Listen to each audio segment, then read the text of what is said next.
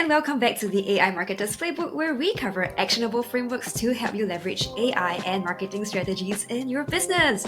I'm Audrey Chia, your host, and today I have with me someone very, very special, Lanny Heiz. He is the founder of Enablement, a company revolutionizing sales pipeline generation through AI-powered strategies. Now, in his two-person business, Lanny has achieved an impressive 150K in monthly recurring revenue by leveraging AI to automate their go-to-market and fulfillment process. I think what is interesting about Lanny is he has always been talking about using AI to build an all-bound strategy, right? That helps companies create, a much fuller sales pipeline without hiring even more SDRs or lead generation agencies. Lenny, you're one of the smartest people I have talked to so far, and I'm really excited to have you on the show.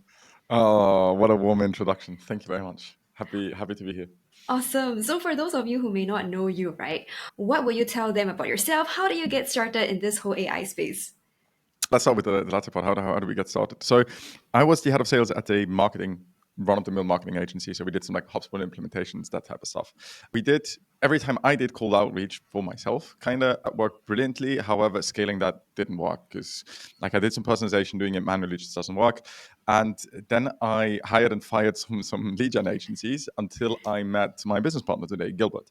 And we together found a way to scale personalization in 2020, 2021 without actually scale that basically. The way we did is we hired VAs in the Philippines, wrote some really smart SOPs and taught them like how to actually personalize, go on the website, go on the person, LinkedIn profile, and like wrote some personalizations. That worked really, really well because nobody's doing that back then. And November 2022, which is kind of like the hallmark milestone moment for all of us with the launch of ChatGPT and especially the API. So we immediately played around with like integrating it into Excel spreadsheets and like writing personalization. It was wonky back then, but it sort of worked. And that was like the moment I really realized like, okay, hey, what we've been doing sort of manually in a smart-ish way can now be done by AI. And ever since then, I was like, okay, this is a rabbit hole. I'm going all in. And so never stopped since. Wow. And I think for our listeners, right, I actually met Lenny perhaps about 1-ish year ago. And that was, when AI was still getting started, right? But even then, he was already leveraging what most people didn't know about it to start building systems and processes. Now, Lenny, tell us more about the old way of, prospecting and sales versus right now, what is in fact possible today. Yeah, so I recently last week I had a talk at HubSpot and taught like their sellers. Like we did a workshop with them, and so what I told them is I think also what would be helpful for the listeners here, right? We had in 2022, I already mentioned we had like one moment, that's the advent of AI. The second one was the raising interest rates of the Fed. So and that led to basically capital becoming more expensive and companies needed to become more profitable, et cetera, et cetera. So all that stuff.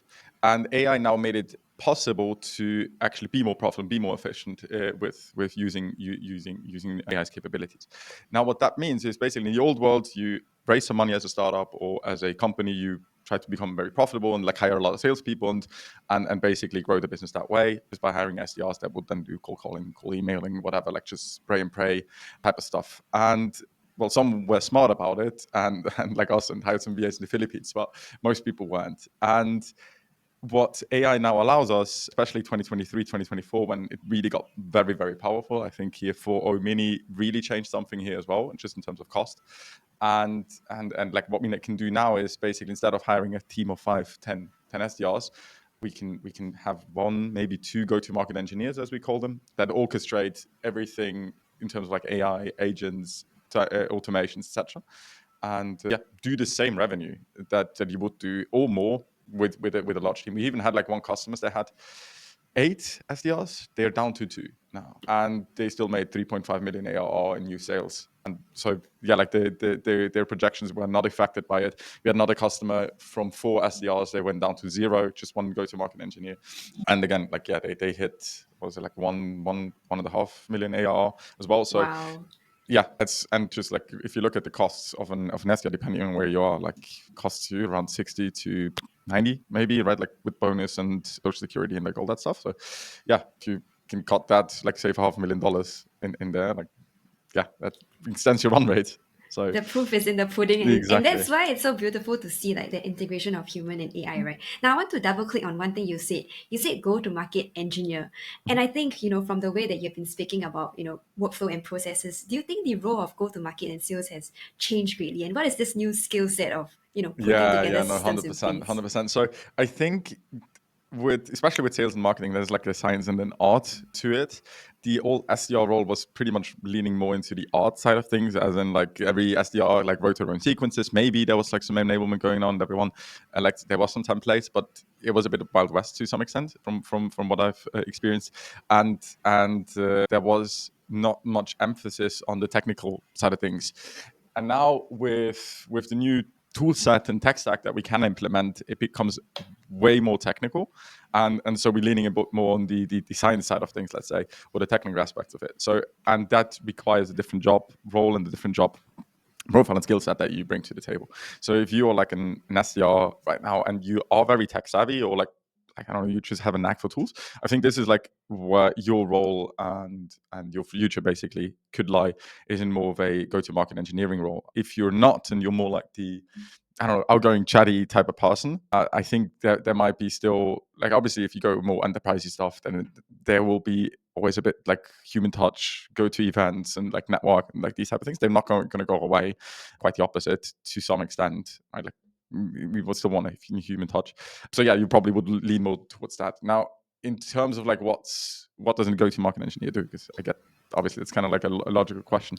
I think they sit at the intersection between like what marketing traditionally does or sales traditionally do, with like defining target personas and reaching out to them, and I think what revenue operations or product operations would normally do is kind of like integrating that very technical world and the creative world of marketing and sales, and just combining that and automating and centralizing ultimately the entire go-to-market strategy. That could be then outreach, that could be content production for marketing, that could be any type of like product related PLG type of place, workflows, etc. Wow. And you can see that it's very interesting that you said, marketing or sales is a combination of art and science, right? You can't have either or. And also like how the sales role is developing, especially in the past year. I think this is also a high time for anyone in sales, marketing, and any of our fields to figure out what are the new skill sets you need to adapt to in order to thrive in this new world of AI, because companies are going to rapidly adopt processes like that. And it's a matter of time and perhaps even a short amount of time. But over the past year, Lenny, how have you seen like the AI sales process evolve? Because we started off with just ChatGPT, right? Then you have all these new tools, these new systems, interfaces. Where were we 1 year ago, and where are we at now with like AI agents, for example? Yeah, it's a very good question. So yeah, I recently had actually a LinkedIn post about kind of like the evolution and the levels. So I always say like level one is like your Copilot, so your ChatGPT, your Claude. Even if it's like a custom model, like that's a bit more sophisticated, but ultimately you interact with ad hoc. Like I need something right now, please do that for me. Right? And that's nice if you have one-off tasks. I don't know, you need to brainstorm something or do some market research about a particular topic, then this works great. However, the more sophisticated version, than like level 2 and 3, is where you integrate it more into automation, and then it really becomes more independent and actually solves really can start to replace employees, because the Copilot is just makes you as an individual a bit more efficient, but it doesn't really replace employees and humans with taking away the laborious work. So, and this is kind of where we had some capabilities, I would say, last year already, but it was very in its infancy, and like now maybe it's like a toddler where we are with and like you mentioned the keyword here, like agents, right? That we have the ability to create agents and set up agents relatively in simple ways, even if you're not an engineer, and they can do things autonomously. So just to give you couple of examples how we use agents. So one that I actually built on the weekend, which is just like a little side note, a meal plan agent. So my wife's always like, oh, what should we cook, and like that type of stuff. So I actually just set up an agent that creates a meal plan for the week and like grocery lists and Wow. like and then recipes, and then sends that to our WhatsApp group chat with our housekeeper, nanny and my wife, and then basically my wife knows what to buy, my nanny knows what to cook. So you can obviously do little fun stuff like that for yourself, but more on the business side of things. So one thing we do is for content, right? Like one thing we notice, or like one thing a lot of people struggle with is like, well, what should I post about? Like, what's the hot topic? So we solve that part of the agent. So the agent comes up with the idea by scanning, hey, what's performing well on LinkedIn, what's on the news, etc., and like how does that relate to our topic, which is AI sales and go-to-market, and then comes up with ideas that's being picked up by another agent that then writes content around that. And then we have like a quality assurance agent that kind of like refines it and makes sure like it actually is smoothly working together. And so this way, the entire content production is actually automated. I just basically get then an approval step, like, hey, here's the content, please approve it, and then it's being scheduled on LinkedIn. So that works pretty nicely and takes off a lot of work. So that's one agent. How accurate is it? Like from a scale of like 1 to 10? I would say 90 to 95% of the That's posts I can amazing. leave untouched. Yeah, it's crazy. Wow. Yeah, That is crazy. and the way I've built it is, so one aspect one aspect of the agent and like content production that I think that makes it so good is like, one is, okay, well, it's really in touch with what are trending topics. So because it's like scans other social medias, particularly Reddit and LinkedIn and Twitter for like keywords and like performing posts, etc., and then just it identifies topics around amongst the best performing posts. Wow. And that wasn't that easy to set up, but like once you know how, then it's doable. And the second then step was, okay, well, how can it write good posts? I was just fine tuning a model. And the last bit was, okay, well, how does it know about me and my market? And like, I think like a lot of like all these like Taplio and what's like Supergrow and like all these tools that write content for you, they lack that element because they don't know anything about you. Yes. And I just fed it like 100-page document about my market and myself. And so this makes it, that's why it's so good. It's not just like your Taplio written posts, which are, well, they're well written, like the copywriting is good, but they are, like, I could write them or you could write them. Like, yes. Yeah, like it's just basically nobody can tell, oh, this is Lanny, right? Yes. And so if the agent wouldn't work for you necessarily, because it doesn't know about Audrey, right? Yes. So I think that what makes that agent so powerful and might work so well. Wow, I think that is really amazing to hear. And I think where everybody is at is still perhaps in the co-pilot stage, just using AI as and when. But it's already amazing how you're already thinking like 3 steps ahead before everyone that's also else what clients. checked it. That's why. That's what clients hire us for, right? Like to help them, and like because we want to be trailblazers, right? Yes. And like lead or find the path forward, right? Like the path is not always very clear. So yeah, we always have to be just very, very ahead of the curve, and it's also personality-wise, I've always been like that. Yeah, competitive in a great way. But I would love to know, like, how do you see things? Because even from the way you're thinking about, solving problems, it's really from a, I would say, very engineering-ish approach, like where you have a full overview of steps, systems, and processes. Like, how do you yourself think about using AI? Like, what has helped you in this process of cracking new flows? Well, I always start with the end in mind, right? So what do I want, right? Like, so I described the copywriting agent. Like another agent we have is that writes our email cold outreach, or well, allbound. It's not outbound technically, but it's more like an allbound approach where we identify people who engage with us on LinkedIn, right? Like this is also where like these agents really play together. We have content on LinkedIn, and then we follow up with people that engaged or had multiple interactions with us, and then we reach out to them because they didn't like us, they didn't know us, etc. And how I built that agent and in general also what I advise people is start always with the end in mind. So what do you ultimately want? Which would be, let's say, really well written email. Okay, well, write that email as if you did it manually. Like, what should it say? And then you reverse engineer. Okay, what information would I have to give to like a trainee, like an intern, like that's smart? What information would that intern need to do that? And because the AI is basically like that. It's very smart. It learns things very fast, but it needs instructions and knowledge and access to information.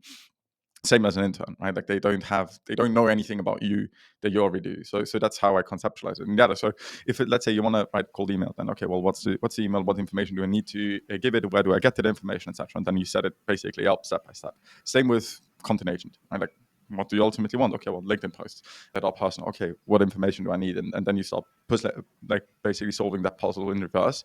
And which tools and like which buttons to click. Yeah. that's ultimately then almost the easier part, because the conceptual part is what's hard, and like, yeah, everything else is just using a tool, right? Like, it's kind of like learning how to use a screwdriver or like something like that. But Yeah. the conceptual part is way more important to me. Yeah, super cool. And I like how you say you start the end in mind, right? A lot of people use AI just expecting it to create the output you're looking for. But what they don't do is then they don't break down the steps to get there. So then you end up with something very generic that is super flat, doesn't meet your needs, doesn't convert, and you wonder why. And that's because you're missing like all these steps before, which I think is a very important part of the process. It's like same with marketing, right? Like a new, like, I don't know, landing page, ads copy, or like, just, it doesn't work. Definitely, and that's also the way like I prompt for landing pages. It's like an 8-step sequence that nobody sees, but they see the final result. I think it's one prompt, but it's so many steps in between, which eventually could be done by agents, right? So I also have to think about how I want to engineer my workflows. But with that in mind, would be super cool for you to perhaps share a workflow with our audience that would help them to really understand how they can leverage AI in their businesses. Yeah, sure. So you want me to share my screen, maybe? Yes, so you can share your screen. So for listeners who cannot see the screen, I think Lanny can walk us through what we're seeing on screen as well. I'm actually gonna do this.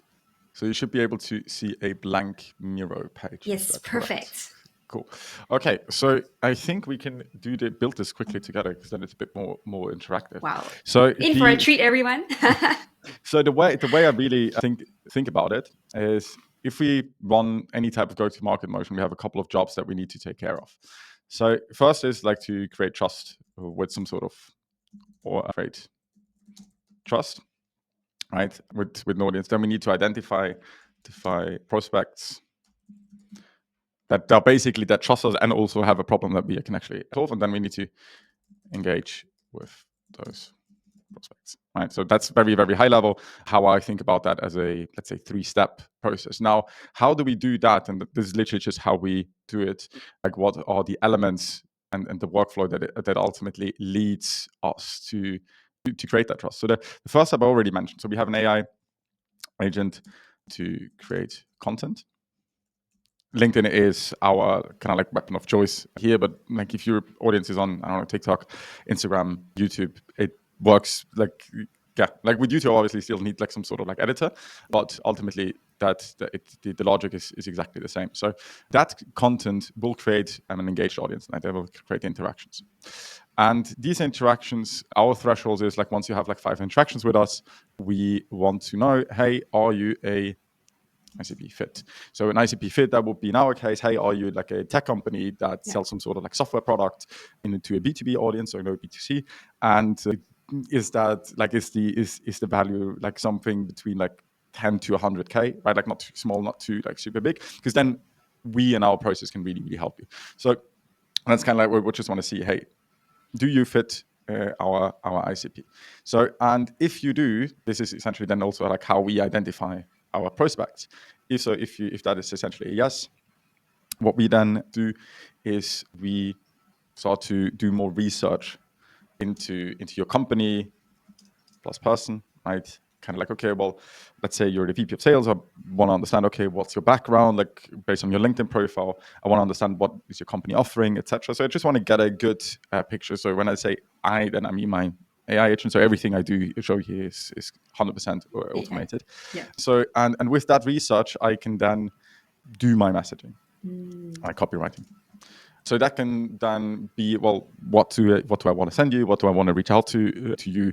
Essentially, when I do think about like outreach, it's always, especially in our case, but in general, is you don't want to show, don't tell. I think it's the best principle to think about it. I think that also is like in marketing, like if you run ads, landing pages, etc. I think it's pretty similar there. But I think cold outreach or like outreach in general, you want to not tell everyone that like you have the greatest solution or whatever.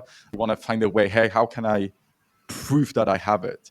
So one way we do that is like, well, we have to, like, if you do cold outreach or like an email outreach, our messages have to be so good that they think like, hey, I want this too.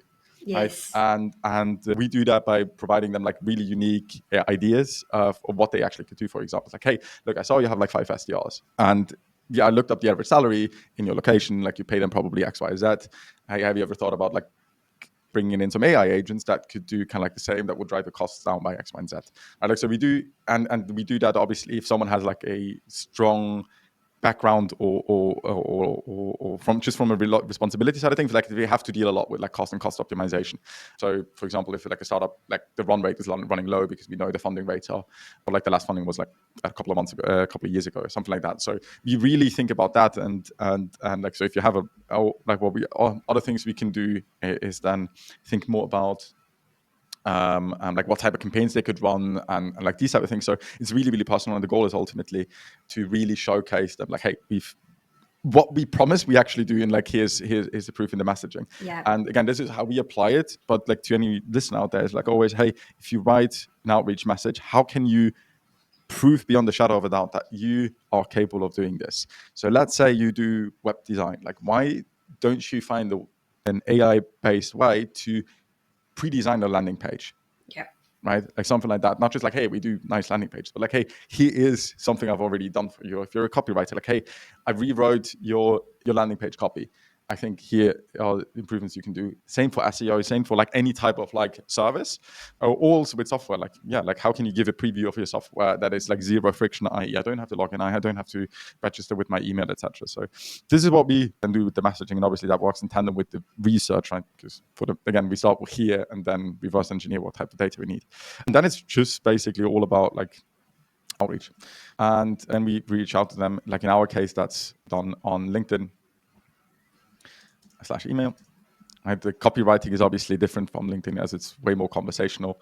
Email is a bit more pitchy, I would say, but it's just because we tested it, it works better if we're more conversational on LinkedIn and a bit more pitchy on email. The last step then ultimately is so we do classify our responses. We use AI obviously to do that, like sentiment analysis. If it's neutral, it goes into an automated subsequence. If it's like very positive, then it just goes directly into my HubSpot CRM, basically, where I then say, okay, I get a task, hey, please call that person. They want to book a meeting with you, etc. So, and in the meantime, well, in order to call them, I obviously research the phone number in the meantime, so I can directly call them, etc. So that's kind of like the workflow. That's, Wow. and as I said, the only time actually a human starts interacting with anything is when I get the very positive message, like, hey, let's book a meeting with them. So yeah, and that's the whole work that I have is a bit of content review, but I said like 90% is done. So maybe it's like an hour to 1.5 a week that I spend on that. And then like just following up, doing discovery calls, etc. And yeah, like that books us like 30 meetings a month easily. I said like, yeah, brought us to over 100K MRR. Yeah, just like that's That is literally, that's all we do. insane. That's what it is, right? And it's, yeah, like, and I see like what people try to do, like all the effort and like Yeah. cold callers, and like, again, like we have customers that had like 5-6 salespeople make also $1 million in ARR, same as us. But Yes. I just run this, basically this is a part-time. I also run the company and like make sure customers are happy and these strategies and product development, etc. So this is just my side gig basically. But Wow. yeah, like you can build this with AI. Wow, and I think it's amazing to see how you have streamlined the entire process, like block by block, right? And then that already gives you the ability to frame your sales process in a way that makes sense for AI to then work through it. My question is, what kind of like do you trust the flow? Like what kind of potential challenges you might be facing, especially when you first build this system? I'm sure there are still like, mini kinks in the system. Yeah. So I mean, one thing, and I think this is where, well, one of the tools we used to build this was Clay, and I think that's one really core strength of Clay is that they are not like a visual workflow builder, similar to, let's say, Relevance AI or Make.com and A10, like these automation tools.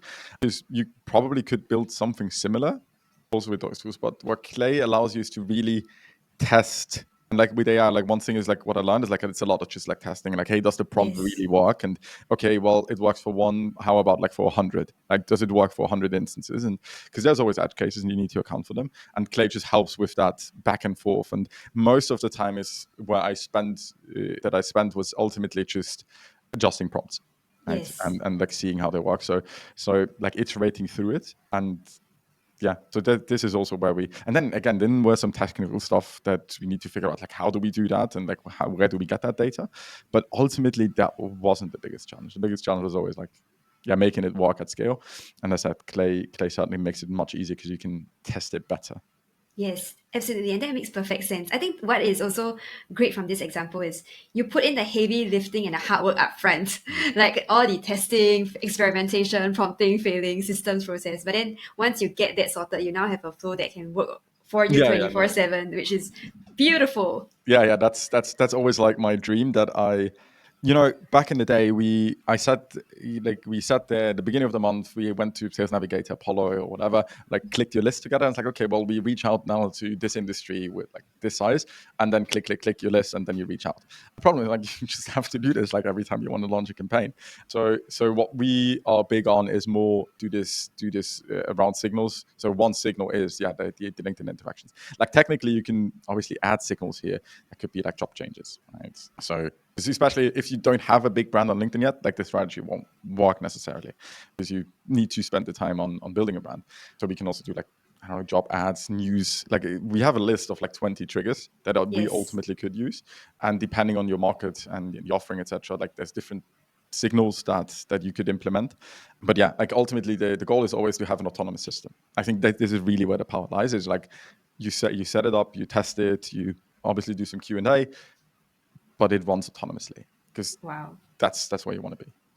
Yeah, super cool. Thanks so much for sharing this flow. But I would love to continue this conversation, right? But I wanted to get your thoughts on what do you think the future of sales is going to look like? I know this is a tricky question given we have seen so many changes over the past year.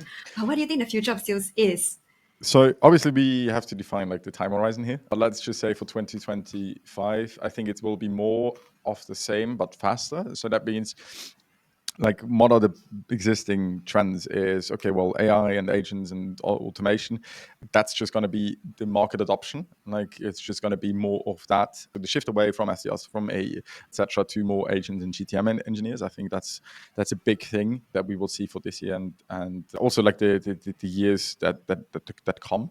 Right. Like if I because a lot of people like barely use even ChatGPT. Like we are in such a bubble here. We have to be frank about that. We are in such a bubble. So I think this whole adoption will take longer to be like, we are still very early adopters of these like workflows.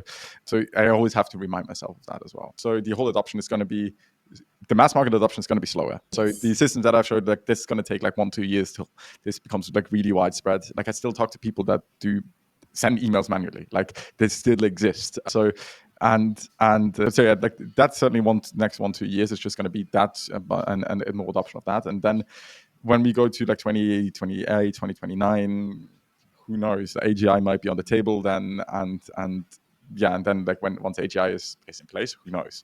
Right? Like one thing I could see is obviously like agents buying from other agents, like in a sense, like, okay, well, the agent knows the business problems and goes Yeah. out, talks to tools, and but then this is pure speculation. But I could obviously see a world where the whole prospecting and the management of responding to prospecting is done programmatically. So because right now Yes. it's just basically the basically broadcasting the signal to the market is done automated. I could see a way where there's so much noise that we will have a need to respond to those signals also programmatically, and kind of like the filtering out, because it's not that people don't want to buy stuff, it's just they want to buy stuff that is relevant to them. And yeah, so I could see that we move to there. Again, this is pure Yeah. speculation, but it's an interesting thought, I think. I was also thinking about this question, even for like copywriting and marketing, right? I can see like how there's going to be hyper personalization at scale. Because you, for example, in your use case, you're hyper personalizing your cold emails. For ads, there's going to be a lot more, perhaps more specific targeting and more specific copy. That probably could also mean that consumers will then be bombarded with a wave of super targeted, hyper personalized message. And then there will come a day where there's a challenge of, so how do you stand out when that happens? So that is Yeah. also something very Yeah, I mean, interesting. to the I think of outreach and emailing and LinkedIn prospecting very similar to ads, because also the way we like test things is like the A/B testing, etc. The way we think about it is literally how because my real background is in e-commerce ads. Like that's like my background. Like this was my first gig. So I have a very testing oriented mindset, and I can really understand like how ads work. So I think there's a lot of similarities and a lot of overlap. And yeah, as you said, like if you have start with like hyper personalized targeted ads, like that's where stuff gets really, really interesting. Especially obviously with companies, Facebook, LinkedIn, TikTok, etc. They sit on so much data about us. So there's also where it gets scary, right? Yeah. And but maybe that's also why like the human element might also matter, which brings us back to the topic of like building a personal brand, right? Building a personal brand in this era is extremely important. A, it gives you leverage for your outbound, your all bound, but B, it also then gives you this niche of one, which then still makes you human when everything becomes AI. And to the topic of building an all bound system, right, Lanny? I would also love to get your thoughts on, what was sales like before this all bound system when you're just doing outbound versus sales like now? Like, what have you seen for yourself and your clients? So yeah, what I'll say is like so harder, more laborious. Yeah, no, I mean it's certainly been a journey, and because I had this idea of that system, the way I presented it to you, about 14, 15 months ago. It was like before Christmas. I was like, I thought about it, and then we just needed to find like technical ways to build all of that, to capture the LinkedIn interactions, because that wasn't that easy because there was no tool on the Yes. market. So we first actually built our own solution to that. Like now there are tools on the market, but we literally had to build our own tool for that first. So that was, and yeah, because the reason was why I built that is first, I said, like, I hate that pain of like manually building lists every month, etc. The second part is just like it makes sales so much harder as well. Like I'm sitting in front of someone that's never heard of me. They don't Yes. know if I'm legit or not. If I'm, because I'm just like random guy that sent them an email. Right? But now I'm the guy like, oh, I love your content. Yes, I always wanted to. Yes, I actually thought about chatting to you guys. Like, hey, yeah, like let's talk in. I know what you guys do. Love that. Let's talk in 2 months. I'm just going on vacation or whatever. Right? Like, so the types of responses that we're getting is so different because they're so more welcoming. And also in terms of like the actual numbers, because I told you like I'm a very scientific guy when it comes to that. Like we improved campaign results by 311%. Right? So Wow. just if we go for job changes versus if we retarget people on LinkedIn, it's literally a 4x improvement. So yeah, and again, sales became much easier. Like we shortened sales cycles now to 10 days Oh, wow. for 5-figure tickets, and the personal brand obviously helps with a lot of that. So for founders who are listening, if you haven't already started, this Do is it probably, yes, yesterday.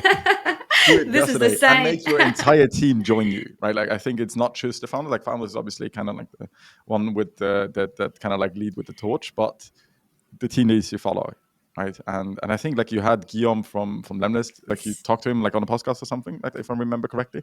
And I think Yes. like Lemlist just wrote that playbook. And I'm not sure if they combine it with like an all-bound flow that I showed here, but just the inbound they got from that, like, in terms of well, what they would have to spend to get the amount of impressions and eyeballs on LinkedIn is probably in the millions or like in the hundreds of thousands at least. Because I calculated for us, like for the amount of impressions we got last year, yeah, we would have to spend like 50 grand. Right? And Wow. that's just like free. That's why that's a power of personal branding, and I think now is we have this mini window where LinkedIn is still it's starting to have more influx of creators, but it's still not overly saturated yet. So Yeah. if there's a time to seize like the blue ocean, right now is the time to just go in and like really basically stand your ground and say this is my niche, my space. I'm gonna own it and really Yeah, go yeah, in yeah, hard. exactly. Like Like this is defend it. it yeah. I think like you posted something on LinkedIn about like that. I don't know, not even 1% is like actually is a creator. I'm not sure if it was you, but like somewhere I heard around this number that the number is still ridiculously low. Yes, that's why like this is like the beautiful opportunity, right? But you can see also on LinkedIn, its platform's algorithm is changing. It used to favor creators a lot, but in recent months, you can see like how many creators have seen a decrease in reach and impressions. But I think like the power is then consistency, right? If you start earlier and you start today, you're still gonna get so much more like in one Yeah, to yeah, two yeah. years I mean, we time. saw that. We saw that right, like with Facebook, with Instagram. Like it just got harder and harder. Yeah, because obviously these platforms need to make money, and the way is to monetize that through ads. I think, but it's actually something we played around with. Like you can just boost your own content, right? Like, and then the way we build out targeted lists, right? Like you can use AI to create like hyper targeted lists. I scraped like the entire German speaking market, like the entire European market, and boiled it down to like the 5,000 companies that really fit our audience. I mean, just played around with like sending ads to them, and like that just worked brilliantly. We reworking the funnel now and like doing a bit more sophisticated and a bit more targeted to then really drive ad spend as well. And like that's also like one topic that we are looking into how that can work and how this can fit into the overall strategy. So maybe in maybe next year, or like in the end of the year, we have a talk like how use that also for ads and how ads fit into your whole strategy. But that's certainly also like I will be looking forward to that, Lanny. That is something I cannot miss out on. Okay, and then to wrap things up, what is perhaps one piece of advice you have for companies who haven't started using AI in their sales processes but are considering doing so? Oh gosh, one advice. That's limiting you. One No, golden I mean, advice. so I think, well, it depends obviously what the problem is and like why haven't you, right? Like that's kind of like probably like what stopped you, and then I would like reverse engineer from there. If and then obviously also what your biggest problem is it pipeline conversion, is it pipeline generation, etc. So it depends a bit like for that, but generally speaking, just play around with it as much as you can, because like a lot of it has to do with just like figuring things out, and just follow smart creators such as Audrey, such as me, and other people on LinkedIn or YouTube, like basically Twitter, like whatever your social media platform of choice is. Follow smart creators there and learn from them, and then it's learning by doing, right? And that can be a silly project like my meal plan agent, or that can be a business related project that's going to drive millions to your business. Yeah, but just play around with it, because it's really a learning by doing. And then the more you understand the capabilities, the more you also get ideas, what else could I solve in my business using AI? Because that's really what we constantly think about is, right? Like we also like, how can we use AI for our customer experience? And like, because right now we are able to create a campaign for them and like show them how to do it literally in 5 minutes, because that's all our agent takes. Like once you hit sign up and use our onboarding form, which is like 3 questions, which it's your domain and 2 reference customers and like 3 competitors, and the rest is done by the agent. And so again, the more you understand what it can do, the more inspiration you will also get. So just start early, play around, and going. Wow, thank you so much for sharing that, Lenny. And I think like even I myself, I get super excited listening to the possibilities that AI is unlocking for us now and will unlock for us in the future. So Lenny, where can our listeners find you and who should be reaching out to you? So, well, LinkedIn, obviously. We talked a lot about LinkedIn. So just interact with me on LinkedIn, and you might get an email from us if you fit my ideal customer profile. And well, what is the ideal customer profile? So we work with any revenue generating company that has some sort of like technical solution. We like that, because they're usually tech savvy enough to also implement that. Usually, like that starts at like 10 to 50 employees or bigger, right? That could also be like if you have an SDR team and you think about like, hey, how can we replace them? Well, reach out to us. That's kind of like key focus for us right now, because we've just seen amazing results. So yeah, I think that's who will benefit the most from working with us. Awesome. So remember to like one of Lenny's posts. You never know, you might get your AI agent to respond and you will see the beautiful automated flow. Or you can actually what I just created, I haven't, this is the first time I talk about this publicly, so because I literally created this last week.